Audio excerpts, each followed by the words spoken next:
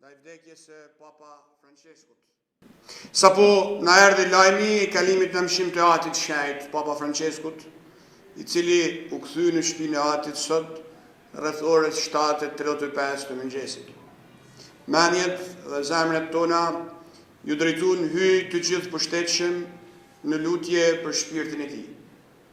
Na bin mend mujt e fundit të vujtjes së tij shëndetësore, në të njëjtën kohë, kam ngulja e tij për të qëndruar pranë popullit të tij si bari i mirë deri në fund, edhe përgjatë këtyre ditëve të Pashkve.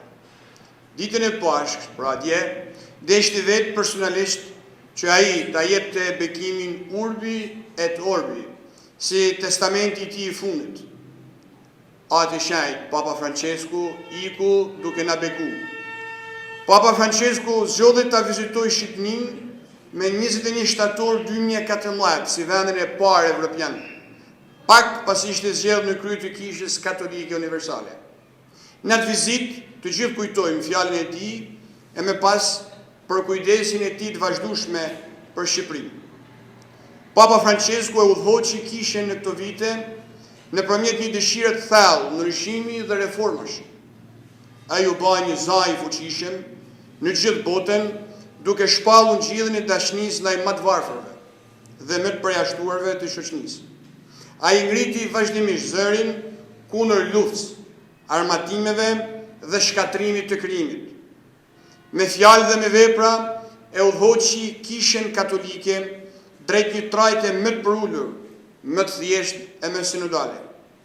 Ne i jemi mirënjohës hyjt që na dha Papa Francesku në këto vite dhe i lutemi hyjt që ta pranojë në banesën e amshume të mbretërisë së tij. Si i përgjithësit të Kishës Katolike në Shqipëri, falenderojmë gjithë ata që në këto momente na gjenden pranë në mënyra e forma të ndryshme. U bajmë thirrje të gjitha komuniteteve dioqezane, famulljtare, rregulltare e çdo besimtari që të luten për Papa Franceskun. Po ashtu, duke filluar nga mramja e ditës së sotme, të organizohen momente lutjet dhe përshpirtëniet në të gjitha komunitetet e besimtarve dhe këmbanat do të binë në shenjëzie, të i fillu nga momenti i marrjes së kësaj letre. Krishti e pas të Parrinj Papa Franceskun e dhasht dritën e amshume.